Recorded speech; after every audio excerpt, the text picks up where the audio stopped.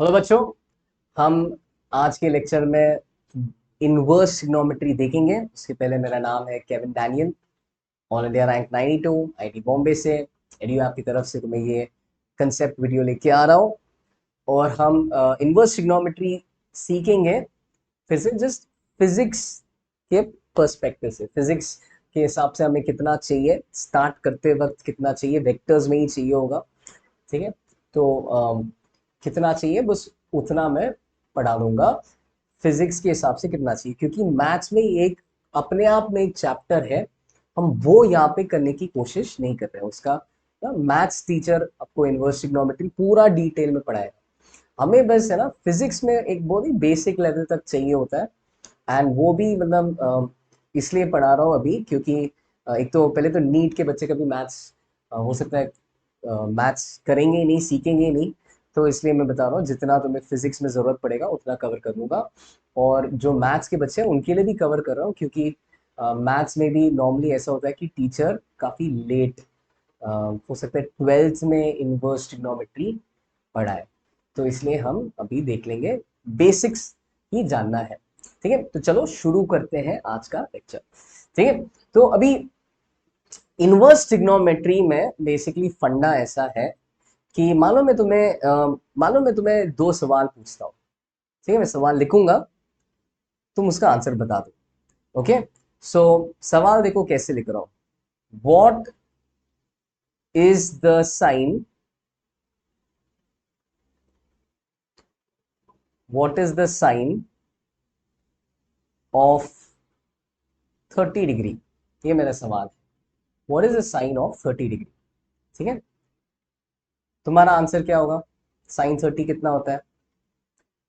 तुम्हारा आंसर होगा हाफ। ठीक है, तुम्हारा आंसर होगा half.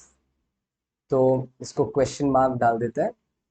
What is the sine of 30 degree, तुम्हारा आंसर हो गया हाफ। ठीक है, अब इसी सवाल को अगर इंग्लिश में लिखने की जगह मैथ्स के भाषा में लिखेंगे तो तुम कैसे लिखोगे? इसी सवाल को इंग्लिश में लिखने की जगह मैथ्स की भाषा में लिखोगे तो क्या करोगे? इतना ही करोगे, साइन 30 डिग्रीज इक्वल टू क्या? Sine 30 degrees equal to what?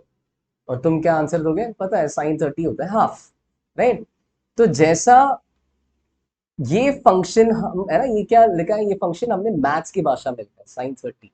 ठीक है, ये फंक्शन हमने मैथ्स की भाषा में लिखा है। बट तुम ये पढ़ के मन में क्या सोचते हो? तुम्हें इंग्लिश वाला लाइन साइन 30 डिग्रीज मतलब तुम क्या सोचते हो? 30 डिग्रीज का साइन क्या होगा ये तुम मन में सोचते हो, क्योंकि तुम्हें ये सिंबल के साथ फेमिलियरिटी है। ठीक है, ये सिंबल पहचानते हो तुम। ये पढ़ के ही तुम्हें समझ में आता है कि 30 डिग्री का साइन बंदा पूछ रहा है और तुम आंसर देते हो हाफ। ठीक इसी तरह तुम्हें एक और क्वेश्चन दूंगा जिसका आंसर तुम्हें पता होगा, बस सिंबल, मैथमेटिकल सिंबल उसका शायद नहीं पता होगा। तो ठीक है, तो मेरा सवाल देखो क्या है। तो अगला क्वेश्चन है ऐसा। ओके, हिंदी में लिखते हैं इस बार। किस एंगल, किस एंगल का साइन, ठीक है, किस एंगल का साइन हाफ है?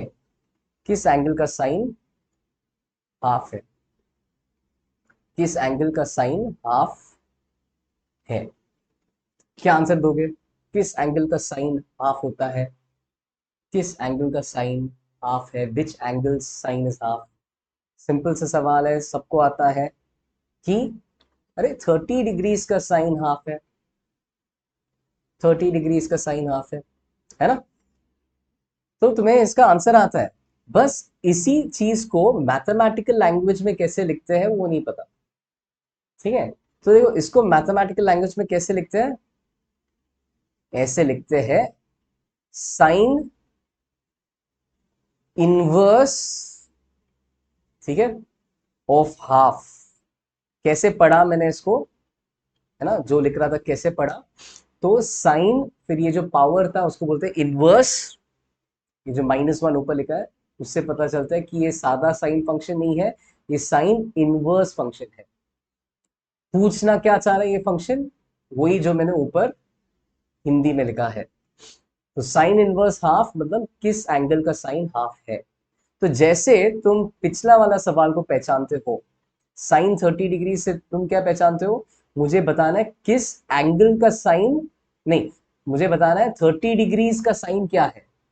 ठीक है, ये सिंबल पढ़ के ही तुम ये सवाल मन में सोचते हो 30 डिग्रीज का साइन क्या है। ठीक उसी तरह अब इसमें क्या करोगे, ये पढ़ते वक्त तुम सोचोगे, अब एंगल नहीं दे रहे, एंगल क्वेश्चन मार्क है, उल्टा सवाल हो गया ये।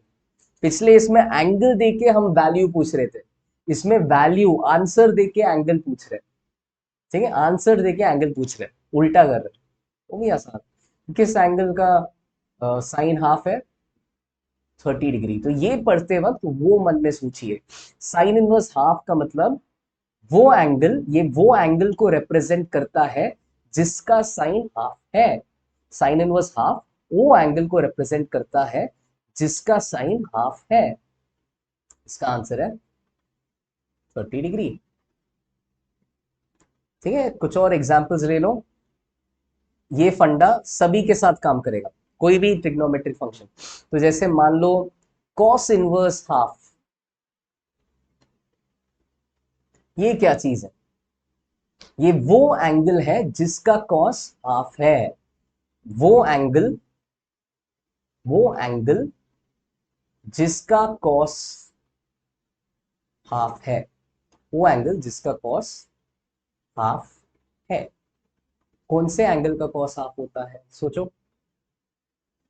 60 डिग्रीज का कॉस हाफ होता है, तो कॉस इनवर्स हाफ हो गया 60। और भी करते जा सकते हो ऐसा। tan इनवर्स 1 किसी के लिए भी कर सकते हो। tan इनवर्स 1 सोचो ये क्या होगा। पहली बार लिख रहा हूं, बट अभी थोड़ा समझ में आ गया कि इस बार ये अंदर जो चीज है ये एंगल नहीं है, आंसर है। एंगल तुम्हें बताना है। ठीक है, तो मैं पूछ रहा हूँ किस एंगल का tan 1 का आंसर देगा। तो तुम सोचोगे tan, फॉर्मूला तो याद है 0, 30, 45, 60 वाले का। 37, 53 भी अभी पता होना चाहिए पिछली क्लास के हिसाब से। तो किस एंगल का tan 1 है, जवाब है 45 डिग्रीज का tan 1 है। 45 डिग्रीज का tan 1। ठीक है, बढ़िया। ठीक है, तो ये आइडिया। वैसे ही तुम और भी कुछ और चीज के लिए कर सकते हो, जैसे सेक के लिए कर सकते हो। सेक इनवर्स, है ना, एक लास्ट देखेंगे, सेक इनवर्स 2 क्या होगा। तो किस एंगल का सेक 2 है, किस एंगल का सेक 2 है वो सोचोगे, किस एंगल का सेक 2 है। अब सेक 2 इतना जल्दी से मन में नहीं आता है, बट किसी एंगल का सेक अगर 2 है, उसी एंगल का कॉस हाफ होना चाहिए, है ना। मतलब अगर सेक थीटा 2 है, अगर सेक थीटा 2 है, तो सेक का उल्टा कॉस थीटा हाफ होना चाहिए। इसको आगे लेके आता हूं। ठीक है, तो कॉस थीटा हाफ होना चाहिए। अगर सेक थीटा 2 है, कॉस थीटा हाफ होना चाहिए। तो फिर किस अच्छा, कॉस थीटा हाफ कब होता है, 60 डिग्रीज के लिए। तो कॉस इधर भर दो, 60 डिग्रीज इज हाफ। और ठीक उसी तरह सेक 60 डिग्रीज इज 2। तो अब सवाल क्या है, सेक इनवर्स 2 किस एंगल का सेक 2 है, तुम्हारा जवाब हो जाएगा 60 डिग्रीज। तुम्हारा जवाब होगा 60 डिग्रीज। तो इसको वापस पीछे भेज देते हैं, मेरा मुंह काला हो रहा है। ठीक है, तो ऐसे हम निकालते हैं, ऐसे हम निकालते हैं सेक इनवर्स। ठीक है, अब मतलब ऐसे निकालते हैं कोई भी इनवर्स ट्रिग्नोमेट्रिक फंक्शन का मतलब। तो आई होप अब तुम्हें सिंबल का सिंबल समझ में आ गया होगा। ठीक है, अब एक और स्लाइड ऐड कर लेता हूँ, 1 मिनट दीजिए। ऐड कर लिया, ओके, डुप्लीकेट कर दिया। अच्छा, अब देखो, एक कंफ्यूजन होता है ना, कंफ्यूजन बच्चों को, है ना, काफी ऐसा ऐसा ऐसा कंफ्यूजन आता है कि काफी बार ऐसा होता है बच्चे ये सिंबल वो जानते हैं साइन स्क्वायर एक्स या साइन स्क्वायर थीटा, और बच्चे जानते हैं कि साइन स्क्वायर थीटा का मतलब होता है साइन थीटा का स्क्वायर, और बात सही है। फिर बच्चे ये सिंबल जानते हैं साइन क्यूब थीटा, उसका मतलब होता है साइन थीटा का whole cube. Sine cube theta का मतलब होता है साइन थीटा का होल क्यूब। वो भी सही है, ये सब फॉर्मूला सही है। बस अब बच्चे किस में कंफ्यूज होते हैं, तो वो जब ऐसा सिंबल देखते हैं ना, वैसे यहाँ पे कोई भी पावर लिखोगे तो कायदे से मतलब उसका यही मतलब होगा, साइन रेस टू 4 लिखोगे तो sine theta whole raise to 4। ठीक है, नॉर्मली यही मतलब होता है। बस एक जगह पे एक्सेप्शन है, एक जगह पे ये काम नहीं करता है। जब हम इसको ऐसा लिखते हैं साइन -1, साइन ऊपर -1 थीटा, ये जब पढ़ोगे ना, ये सिंबल इसके बराबर, सिर्फ इस केस में ये सिंबल इसके बराबर नहीं होगा, ये गलत है। साइन इन, ठीक है, क्यों? क्योंकि अब इस केस में ये सिंबल साइन इनवर्स के लिए बचा के रखा है, रिजर्व करके रखा है। ये सिंबल का ये मतलब नहीं है साइन थीटा रेस टू -1। ठीक है, साइन थीटा रेस टू -1 के लिए एक अलग सा सिंबल है, क्यों हम ये सिंबल यूज करें? क्या होता है sine theta raise to -1? Raise to -1 मतलब उल्टा, रेसिप्रोकल। तो इसके लिए तो वही है ना, बेसिक अपना कोसेक थीटा हो गया ये। आगे भेजिए, भेजेंगे इसे। ठीक है, तो साइन थीटा रेस टू -1 हो जाएगा कोसेक थीटा। ठीक है, तो साइन इनवर्स थीटा मतलब सिर्फ इस केस में ये जो चीज है ये पावर को रिप्रेजेंट नहीं करता है। ठीक है, ये एक अलग सा फंक्शन को रिप्रेजेंट करता है, जिसका मतलब क्या होता है, इसके अंदर एक तो एंगल नहीं होगा, आंसर होगा, और वो एंगल उस एंगल बताएगा, उस एंगल को रिप्रेजेंट करेगा जिसका साइन ये अपना आंसर है। जैसे हमने देखा sine inverse 60 degree is, sorry sine inverse half is 30 degree, वैसा। ठीक है, और साइन थीटा रेस टू -1 के लिए पहले से एक अलग सा सिंबल है कोसेक थीटा, तो हमें ये सिंबल का जरूरत नहीं है, और ये दोनों बराबर नहीं होते। ये कंफ्यूजन होता है, इसके बारे में ठीक मतलब क्लियर मन में रहिए। इसको वापस पीछे ले लेता हूँ। ठीक है, और अगले स्लाइड पे जाते हैं। अच्छा, तो ये हो गया मतलब ट्रिग्नोमेट्रिक फंक्शंस का बेसिक्स। कुछ इंपॉर्टेंट फॉर्मूला होते हैं जो मैथ्स के स्टूडेंट सीखेंगे। तो बस है ना, और तुम इसके साथ और भी बहुत कुछ करोगे। मतलब हमारे लिए फिलहाल फिजिक्स में ये भी नहीं है कि ये फॉर्मूलाज यूज होगा, बस मेरे हिसाब से बस ये पता होना एटलीस्ट चाहिए कि ये तो लिख के रख लो, कभी ऐसा कुछ कंफ्यूजन हो जाए तो तुम वापस आके ये फॉर्मूला चेक कर सकते हो, तो इसलिए बस ये बता के रख लो। ठीक है, ये फॉर्मूलाज बता के रख लो। तो देखो पहला वाला फॉर्मूला ये है कि sine inverse x plus cos inverse x is equal to π/2। π/2 मतलब 90 डिग्री, π/2 मतलब 90 डिग्री। ठीक है, थोड़ा सा तुम्हें रेडियंस का आदत लगना चाहिए, तो हम ज्यादा रेडियंस में बात करेंगे। But sine inverse x plus cos inverse x is π/2। ये चेक कर लो, साइन इनवर्स हाफ का वैल्यू हमने अभी अभी देखा था, साइन इनवर्स हाफ का वैल्यू था 30 डिग्री, क्योंकि साइन 30 डिग्री हाफ है। और कॉस इनवर्स हाफ का वैल्यू था 60 डिग्री, क्योंकि कॉस 60 डिग्रीज हाफ है। देखो कैसे 30 + 60 यहाँ पे 90 बन रहा है ना? तो बिल्कुल यार ये इक्वेशन सही है, sign inverse x plus cos inverse x is half. ठीक उसी तरह और 2-3 इक्वेशन है। tan इनवर्स एक्स, ये भी मैंने जैसे तुम्हें समझाया वैसे तुम भी क्रॉस चेक कर सकते हो। tan इनवर्स एक्स प्लस cot inverse x is also π/2। इसको पीछे ले लेते हैं, ठीक है, सॉरी आगे भेजते हैं, इज इक्वल टू π/2। ठीक है, ये भी है π/2 मतलब 90 डिग्री, तो मैं अभी π/2 लिखूंगा, तुम्हें 90 डिग्री हर बार समझना है। ठीक है, हर बार 90 डिग्री समझना है, और फिर π/2 देख के फिर अगला है सेक इनवर्स एक्स और cos inverse cosec inverse x. इनके लिए भी ये रिश्ता सही है, पक्का है। ठीक है, तो ये हो गया π/2 बी। ठीक है, ये भी हो गया π/2। ओके, एग्जाम्पल देख सकते हो, tan इनवर्स 1 होता है 45 डिग्री, cot इनवर्स 1 भी होता है 45 डिग्री, बिकॉज tan 45 डिग्री 1 है, cot 45 भी 1 है। ठीक है, और ये 1 + 1 मतलब sorry 45 degree plus 45 degree 90 degrees हो जाएगा। ठीक है, तो ये बिल्कुल रिश्ता ट्रू है। ये वही से आता है sine theta plus cos 90 degree minus theta sorry sine theta is equal to cos 90 degrees minus theta ना, वही से एक्चुअली ये रिजल्ट आता है। ठीक है, अच्छा फिर और क्या इंपॉर्टेंट है वो बता रहा हूं। तो अगर इनवर्स फंक्शंस के अंदर माइनस साइन डाल दिया, ठीक है, तो उनके साथ क्या होता है, इसको पीछे भेज देता हूँ ना, तो उनके साथ क्या होता है वो थोड़ा सा इम्पोर्टेंट है जानना। ठीक है, थोड़ा मतलब अलग सा चीज़ है ये। कुछ कुछ जगह पे ऐसा होता है, तीन फंक्शन के साथ ऐसा होता है कि अगर फंक्शन के अंदर माइनस साइन है तो ये माइनस साइन बाहर आ जाएगा। ठीक है, फिर साइन इनवर्स एक्स के लिए ये ट्रू है, टैन इनवर्स एक्स के लिए ट्रू है। तो टैन इनवर्स माइनस एक्स में माइनस साइन बाहर आ जाएगा। ठीक है, और कोसेक इनवर्स एक्स के लिए भी ट्रू है, बस सबके लिए ये ट्रू नहीं है। ठीक है, बाकी के लिए थोड़ा सा अलग सा है, थोड़ा सा अजीब सा है। अ, ये हाँ, इनके लिए ट्रू था। ठीक है, इनके लिए ट्रू था, बट बाकी के लिए ये ट्रू नहीं है, तो उनके लिए क्या होता है। ठीक है, तो पहले है अभी अम, उनके लिए भी फॉर्मूला एक जैसा है अपना, कॉस इनवर्स एक्स, इसको फिर से आगे भेज देता हूँ।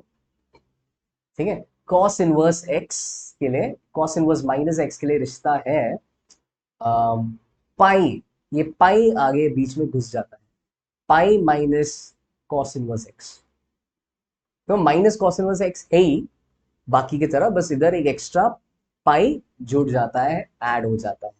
ये हो जाएगा पाई माइनस, सॉरी, ये हो जाएगा pi minus cos inverse x. एक मिनट,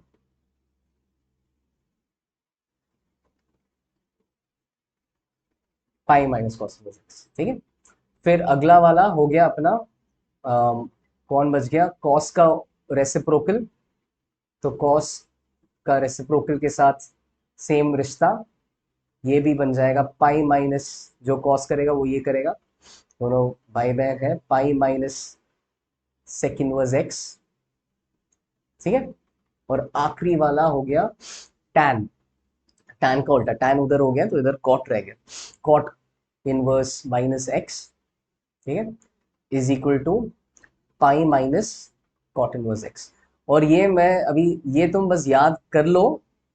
ठीक है, इन वाले केसेस तो ऑब्वियस है, पहले के तीन मतलब सिंपल है, सिर्फ यहाँ पे है ना थोड़ा स्पेशल तुम्हें याद करना पड़ेगा इन तीन के लिए। कॉट, कोसेक, कॉट सेक और कॉस के लिए ऐसा अजीब सा एक पाई जुड़ जाता है, इसका पूरा लॉजिक वगैरह है, रीजनिंग है। बस ये समझने के लिए है ना तुम्हें मैथ्स में फंक्शंस वगैरह अच्छे से समझना पड़ेगा, फिर इसका एक्सप्लेनेशन अच्छे से दिया जा सकता है।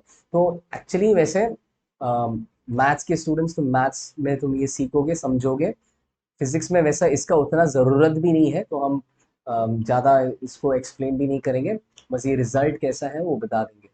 और नीट के बच्चों को तो फिर तुम्हें भी इस रिजल्ट का ज़्यादा ज़रूरत नहीं पड़ेगा, बस फिर भी तुम्हारे रेफरेंस के लिए मैं ये रिजल्ट दे रहा हूँ, याद कर लो इसे, कभी अगर ज़रूरत पड़े यूज़ कर लो। पर ये आता कहाँ से है उसके बारे में तुम्हें टेंशन लेने का ज़रूरत नहीं है। ठीक है, अच्छा ये सब हो गया। एक आखिरी चीज, ठीक है, एक आखिरी चीज, पहले तो ये इनवर्स फंक्शन का पॉइंट क्या है, क्यों हम क्यों क्यों जरूरत क्या है इन फंक्शंस का। तो पहले तो ये एक इंपॉर्टेंट चीज है कि इससे तुम अब कोई भी ट्राइंगल का एंगल बता सकते हो। जैसे कि मान लो मैं एक नया ट्राइंगल बनवा रहा हूँ, ठीक है, ये नया ट्राइंगल, ये भी राइट एंगल ट्राइंगल बना रहा हूँ मान लो। ठीक है, ये है, इधर है 5 और इधर है 12, और तुम चेक कर सकते हो 5 का स्क्वायर होता है 25, 12 का स्क्वायर होता है 144, क्या आता है इनको ऐड करने में, 25 प्लस 144 देखो 169 आता है। और जाना पहचाना लग रहा है, हाँ, क्योंकि 169 13 का स्क्वायर है। तो पाइथागोरस थ्योरम 5, 12 और 13 के आपस में ये सेटिस्फाई होता है। और ऐसे कोई भी तीन नंबर जो है ना जिनके लिए पाइथागोरस थ्योरम सेटिस्फाई होता है उनको बोलते हैं पाइथागोरियन ट्रिपलेट। तो 3 4 5 एक पाइथागोरियन ट्रिपलेट बन गया, 5 12 13 एक पाइथागोरियन ट्रिपलेट बन गया। ठीक है, तो वैसे ही मैंने ये वैल्यूज बना लिया है। अब 3 4 5 का तो मैंने तुम्हें एंगल रटवा दिया, पर क्या हम इसका भी रटेंगे? क्या जेई एक्सपेक्ट करता है, नीट एक्सपेक्ट करता है कि हम ऐसे सभी रटेंगे? बिल्कुल नहीं, कोई साइंटिस्ट को भी याद नहीं रहेगा इनके एंगल्स। बस 3 4 5 कुछ ज्यादा ही कॉमन है, अच्छे वैल्यूज है इसलिए याद करवा दिया, नहीं तो एंड इसलिए वो सब याद करते हैं। बट ये बाकी कोई भी रैंडम सा ट्राइंगल का वैल्यूज याद करने का जरूरत नहीं है। तो हम क्या करेंगे, 5 12 13, मान लो मुझे ये एंगल बताना है, सवाल पूछ रहा है कि यार ये एंगल बताओ कितना है।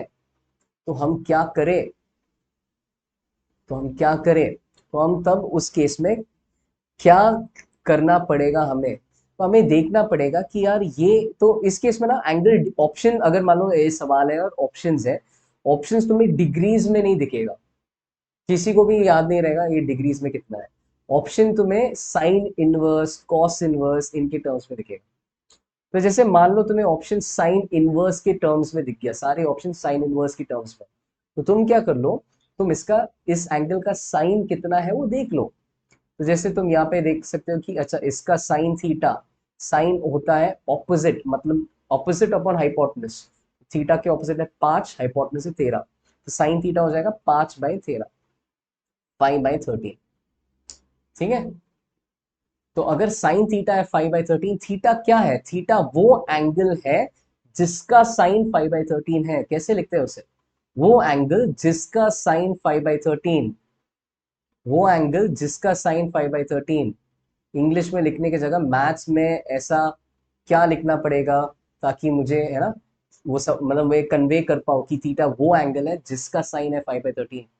जवाब सिंपल है, इनवर्स ट्रिग्नोमेट्री उसको संभाल लेता है। साइन इनवर्स 5/13 का वही मतलब है कि वो एंगल जिसका साइन 5/13 है। तो इस सवाल का जवाब क्या होगा, थीटा क्या होगा, तुम बोलोगे थीटा है साइन इनवर्स 5/13। ठीक है, थीटा को तुम कॉस इनवर्स के टर्म्स में भी लिख सकते हो, बिल्कुल। कॉस थीटा क्या है, 12/13। ठीक है, दूसरा कलर उठाते हैं, कॉस थीटा है 12/एजेसेंट, कॉस के एजेसेंट है 12, तो कॉस थीटा है 12/13। तो यहां से आ जाएगा थीटा है कॉस इनवर्स, थीटा वो एंगल है जिसका कॉस 12/13 है, तो थीटा है कॉस इनवर्स 12/13। ये भी सही है, थीटा ये भी है थीटा वो भी है। कौन सा सही है, दोनों सही है। किस फॉर्म में लिखना है, तुम ऑप्शंस देखो, ऑप्शंस किस फॉर्म में रहेगा उस हिसाब से उठा लो। सारे ऑप्शन साइन इनवर्स के टर्म्स में दिख रहे हैं, तो साइन थीटा से स्टार्ट करके ये निकाल दो। सारे ऑप्शंस कॉस के टर्म्स में लग रहे हैं, तो कॉस थीटा उठा के लिख लो। अगर सारे ऑप्शंस टैन इनवर्स के फॉर्म में दिख रहा है तो क्या आंसर होगा, सोचो। टैन इनवर्स के फॉर्म में रहेगा तो क्या आंसर होगा, स्टार्ट कहां से करें, tan theta is 5/12, opposite upon adjacent, वहां से स्टार्ट करेंगे। तो टैन थीटा हो जाएगा 5/12, जिससे हम क्या करेंगे, थीटा हो जाएगा टैन इनवर्स, इसको आगे भेज देते हैं, थीटा हो जाएगा टैन इनवर्स ऑफ 5/12। परफेक्ट, सही है ना। तो ऐसा बहुत यूजफुल होगा इनवर्स ट्रिग्नोमेट्री, तुम ऐसा टाइप काफी यूज करोगे। कोई जगह पे तुम्हें एंगल निकालना पड़ेगा तो तुम बस देखो यार उस एंगल का साइन क्या है, डायग्राम में ही दिख जाएगा, या उस एंगल का कॉस क्या है या टैन क्या है। ठीक है, नॉर्मली इसी के टर्म्स में लिखेंगे, सेक इनवर्स कॉसेक इनवर्स के टर्म्स में ज्यादा लिखेंगे नहीं, इन तीन के टर्म्स में ही ज्यादा लिखेंगे। तो अगर वो दिख गया कि अच्छा साइन थीटा इतना है एक्स, तो थीटा हो जाएगा साइन इनवर्स ऑफ एक्स। ये वो लॉजिक है, अगर साइन थीटा एक्स है, थीटा हो जाएगा sine inverse of x. Sine theta दिख रहा है 5/13, थीटा हो गया साइन इनवर्स ऑफ 5/13। ठीक है, लास्ट चीज, पक्का ये लास्ट चीज है। ठीक है, इसमें अब एक लास्ट चीज जो करना पड़ेगा वो है कि अब जैसे 30 डिग्री एंगल है, वैसे ही तुमने पिछले पेज पे देखा कि जैसा 30 डिग्री एंगल है वैसा ही साइन इनवर्स 5/12 जो भी हो, ये भी एक एंगल हो गया। तो साइन इनवर्स ऑफ समथिंग एक एंगल हो जाता है, ठीक है, तो वो एक एंगल है। तो जैसा हम कोई भी एंगल, मान लो डिग्रीज में कोई भी एंगल का कॉस जैसे ले सकते हैं, टैन वगैरह ले सकते हैं, है ना, तो जैसे हम ये कर सकते हैं, वैसा ही हम ऐसा लिखा हुआ कोई भी एंगल का कॉस या साइन वगैरह निकाल सकते हैं, ठीक है। जैसा 30 डिग्रीज का कॉस निकालेंगे, क्योंकि कॉस 30 डिग्री तो एंगल है, वैसा ही साइन इनवर्स 5/12 का भी कॉस निकाल सकते हैं, ठीक है, क्योंकि साइन इनवर्स 5/12 खुद एक एंगल है, बस थोड़ा बड़ा सा लिखिए, बट एंगल ही है, ठीक है। एंड ये हमें काफी करना पड़ेगा फिजिक्स में। तो कैसे निकाले इनका वैल्यू, कैसे निकाले कॉस ऑफ साइन इनवर्स, कुछ भी रैंडम सा, ठीक है, तो वो मैं तुम्हें समझा दूंगा कैसे निकालना है इसका वैल्यू, ठीक है। इसको पूरा एक बार एरेज कर लेता हूँ। अच्छा, देखो, कॉस ऑफ, अभी कुछ भी लिख रहा हूँ, मान लो साइन इनवर्स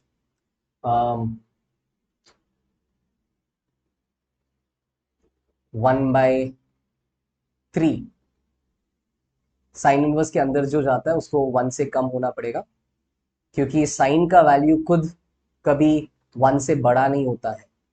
अगर साइन का वैल्यू 1 से बड़ा नहीं होगा तो साइन इनवर्स, मतलब अगर कुछ नंबर 1 से बड़ा लिखोगे तो वो नॉट डिफाइंड होगा, क्योंकि ऐसा कोई एंगल ही नहीं मिलेगा जिसका साइन 1 से बड़ा है।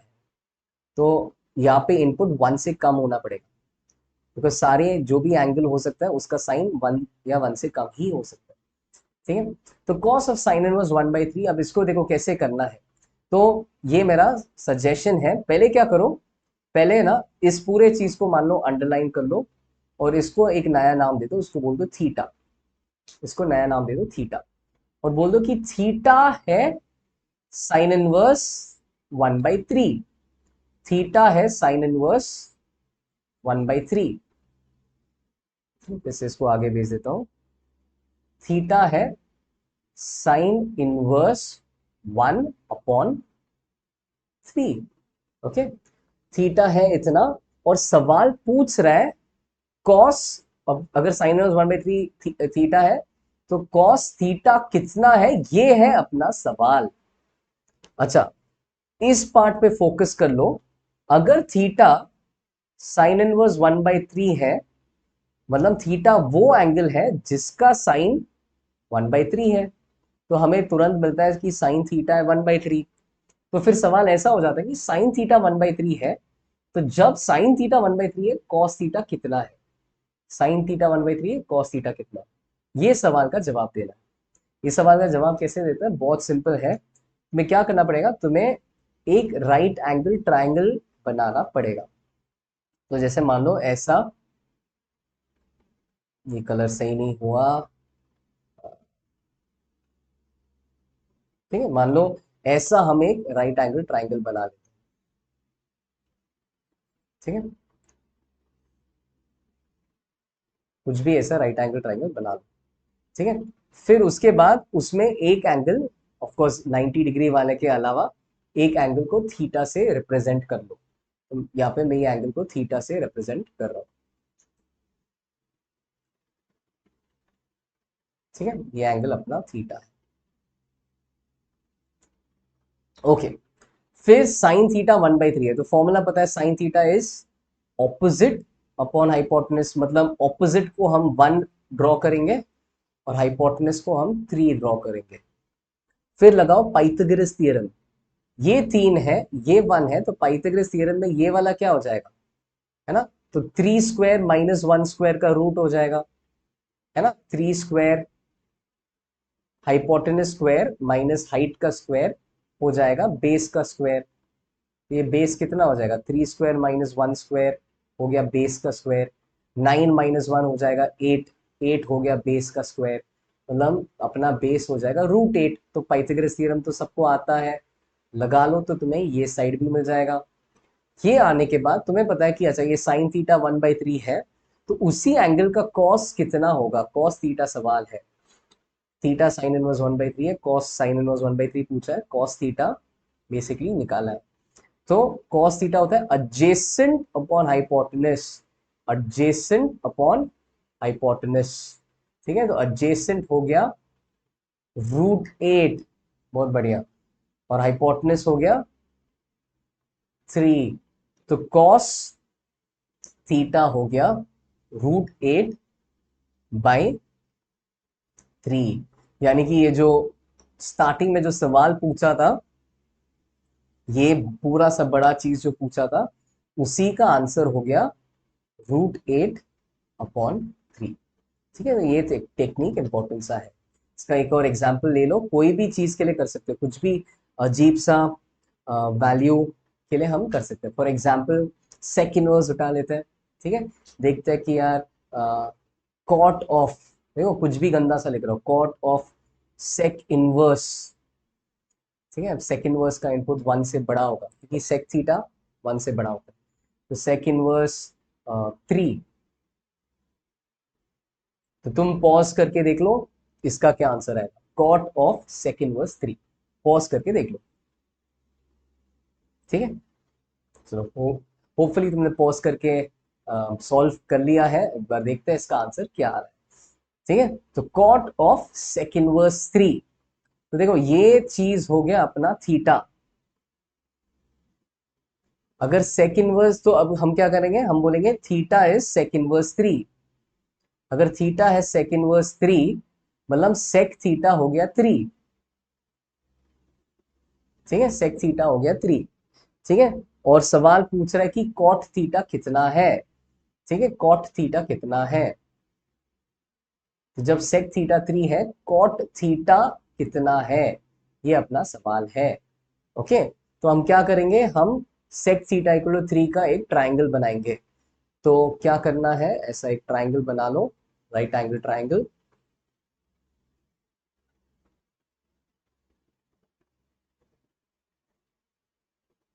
ठीक है। एक एंगल को थीटा लेबल कर लो, ठीक है।